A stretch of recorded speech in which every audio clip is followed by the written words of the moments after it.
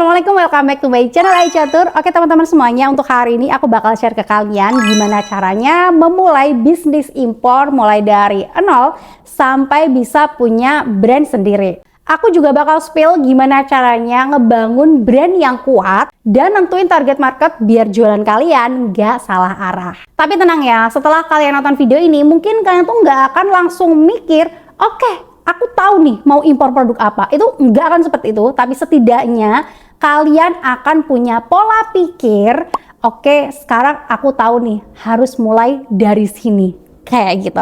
Dan semua ini bakal aku jelasin dengan bahasa yang sangat simpel sekali. Jadi tenang aja buat kalian yang pemula, bener-bener gaptek sama sekali nggak tahu apa-apa, bener-bener dari nol banget, kalian pasti bakal memahaminya. Oke, langsung aja kita bakal mulai dari yang pertama. Langkah yang pertama, ubah sudut pandang kalian tentang bisnis import. Coba sekarang aku tanya ya, kalau kalian dengar kata-kata bisnis import, apa yang ada di benak kalian? Pasti kalian bakal mikir, wah, cari barang-barang murah, jual dengan harga mahal, cuannya pasti gede nih, kayak gitu kan. Jujur nih ya, aku pribadi dulu juga mikirnya kayak gitu. Kalau udah denger bisnis import, pasti pikiran aku tuh harganya murah-murah, bisa dijual mahal, cuannya dapat gede, kayak gitu. Tapi sebenarnya teman-teman, bisnis import itu nggak sesederhana yang kita bayangkan seperti itu. Bahkan kalau misalkan kita mikirnya cuma harga murah aja nih ya, atau kita pengen nyari yang harga murah gitu kan ya, justru kita bakal rugi. Ya bisa jadi rugi di ongkir, rugi di pajak, atau malah kadang salah nyari supplier. Jadi daripada kejar harga termurah, coba ubah fokusnya. Bukan soal barangnya, tapi soal sistemnya. Bukan cuma dapat barang, tapi ngerti gimana cara mainnya. Kalau kamu udah paham sistemnya, nanti keputusanmu akan jauh lebih tenang. Kamu nggak gampang panik, nggak gampang kejebak tren, dan tahu langkah mana yang harus kalian ambil. Jadi mulai sekarang you ubah mindsetnya, bisnis impor itu bukan soal murah, tapi soal paham alur dan strateginya. Langkah yang kedua, tentuin target market. Nah, setelah mindset kamu bener, baru deh kita nentuin langkah selanjutnya, yaitu tentukan target market. Banyak nih ya, rata-rata di sini tuh mereka impor barang itu impor produk dulu, baru nentuin siapa marketnya atau siapa yang mau beli. Padahal kebalik loh teman-teman ya. Pertama kita harus nentuin dulu siapa yang mau beli produk kita, baru deh kita mau jualan apa, kayak gitu. Misalnya nih, kalian jualan holder HP mobil, ya seharusnya kalian sudah tahu dulu target kalian itu siapa. Holder HP mobil berarti targetnya adalah driver online, atau mungkin para konten kreator yang suka konten-konten di mobil dan sebagainya. Kalau kalian sudah tahu siapa target market kalian, akan lebih mudah buat kalian menjual produk tersebut, dan juga akan lebih mudah buat kalian membuat video konten promosi karena sudah sesuai sama target kalian tadi. Langkah yang ketiga, positioning brand, menang tanpa perang harga. Sekarang kita bakal bahas hal yang sering banget ngebikin para pebisnis impor itu kejebak sendiri, yaitu perang harga ya. Mereka pasti pada berprinsip atau mikir, kalau misalkan mau produknya laku keras, ya harus jual dengan harga yang jauh lebih murah daripada kompetitor, kayak gitu. Padahal sebenarnya enggak. Kita capek sendiri loh kalau misalkan kita mau perang harga sama kompetitor, karena biasanya akan banyak orang-orang yang jual harga lebih murah dari kita. Biasanya kita udah nurunin harga, ternyata ada lagi yang lebih murah, ada lagi yang lebih murah, bahkan ada yang sampai bakar duit, kayak gitu kan. Jadinya apa? Ya kita bakal capek sendiri dan juga rugi sendiri karena kita udah nurunin harga habis-habisan. Nah, disinilah pentingnya positioning brand. Positioning itu apa? Cara kamu dikenal sama pelanggan kamu. Contoh sederhananya, misalkan kalian jualan holder HP mobil tadi. Banyak banget toko yang juga jualan holder HP dan mereka rata-rata pada bilang kuat, bisa diputar 360 derajat, bisa nempel kenceng. Kalau misalkan kalian bilang dengan kata-kata yang sama, tentunya kalian gak akan kelihatan beda sama toko yang lain kan. Tapi kalau misalkan kalian mengubah komunikasi kalian, misalkan nih holder HP premium dengan sistem vacuum lock, nempel kuat tanpa lem, tanpa bekas, dan tetap elegan di interior mobil kamu, tentunya kalian setingkat lebih atas daripada mereka. Karena di sini kalian udah naikin brand value kalian. Kalian bukan cuma menjual holder HP, tapi kalian juga menjual keamanan, kenyamanan, dan juga tampilan profesional. Jadi bukan soal harga lagi, tapi soal kepercayaan dan juga pengalaman. Langkah yang keempat, pilih produk utama dan produk pendukung. Misal nih, kalian menjual aksesoris otomotif dan produk utama kalian adalah holder HP mobil yang premium. Kalian bisa menjual produk pendukung lainnya nih ya, yang masih relevan dengan produk utama tadi, yang masih nyambung gitu intinya. Ini bisa memperkuat posisi toko kalian loh teman-teman. Contoh produk pendukungnya nih ya, misalkan tadi kan produk utamanya holder HP mobil premium. Kalian bisa menjual produk pendukungnya ya seperti charger mobil fast charging, atau kabel magnetik, atau mungkin pengharum mobil elegan dan sebagainya.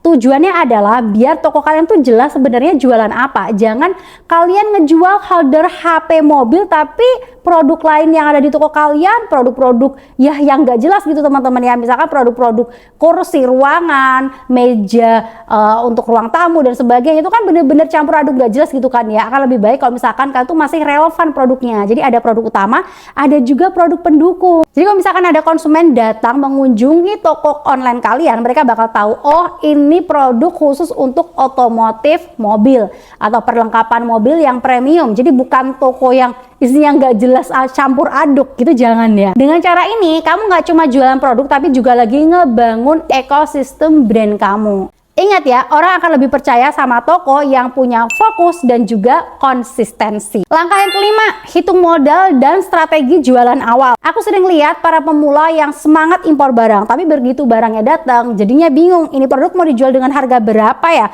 Ada yang jualnya pada ngasal nih teman-teman ya, ada yang 2 kali modal, ada yang ngikutin harganya kompetitor, padahal hitungannya itu semuanya belum tentu bener gitu loh. Nah di sini aku bakal ngasih contoh pengalaman impor produk Cina nih teman-teman ya. Produknya tuh kecil, jadi cara menghitungnya seperti apa. Contoh produknya adalah holder HP magnetik atau salah satu aksesoris mobil yang lagi banyak dicari sekarang ini ya. Nah di sini harga di supplier Cina kalian bisa lihat sendiri itu sekitar 4,27 RMB. Karena kalau ambil banyak harga per piecesnya tuh semakin murah ya teman-teman ya. Jadi kalau misalkan kita ambilnya banyak sekalian, kita bakal ngedapetin harga lebih murah sekalian. Kalau di rupiahin itu sekitar 10.248 rupiah atau 10.200 gitu teman-teman ya. Setelah ditambah ongkir dan semua biaya sampai ke Indonesia, harga landednya itu sekitar 13.000 sampai 14.000 per pieces. Jadi misal kalian impornya 200 pieces, total modalnya kira-kira ya 2.660.000-an gitu teman-teman ya. Nah, kalau dijual di marketplace lokal itu 47.846.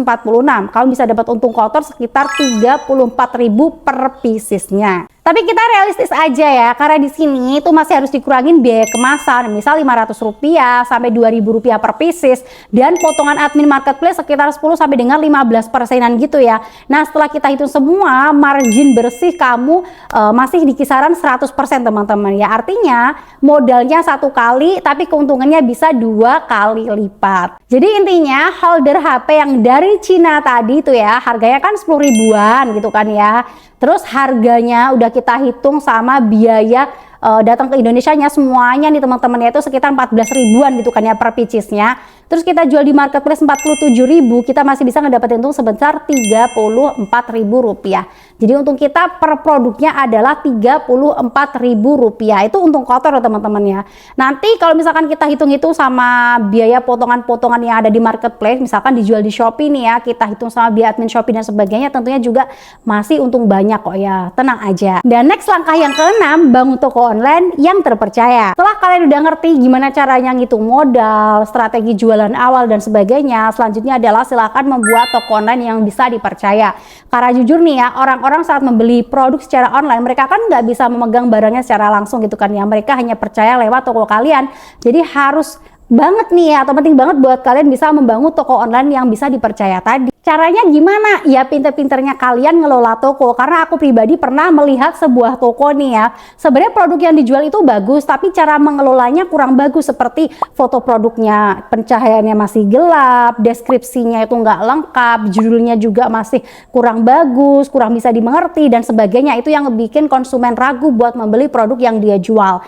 Jadi penting banget untuk kalian bisa mengelola toko dengan baik, mulai dari foto produknya harus sebagus mungkin, pencahayaannya dan sebagainya harus secakep mungkin, deskripsi produknya harus benar-benar jelas, kemudian judul di dalam produknya juga benar-benar harus bisa dimengerti dan sebagainya. Dan yang terpenting nih ya, harus ada testimoninya terlebih dahulu juga. Nah ini penting banget nih teman-teman, karena rata-rata kalau misalkan orang menjual produk yang bagus tapi belum ada yang beli sama sekali, belum ada testimoni sama penjual yang udah beli sebelumnya, itu orang bakal susah percaya dengan produk tersebut karena ya belum pernah terjual kayak gitu kan. Jadi penting buat membuat si konsumen konsumen percaya dan bilang, oh toko ini bisa dipercaya, kayak gitu. Jadi intinya bisnis impor itu nggak sesusah yang kita bayangkan. Itu sebenarnya gampang kalau misalkan kita tahu sistemnya dan tahu strateginya, teman-teman ya.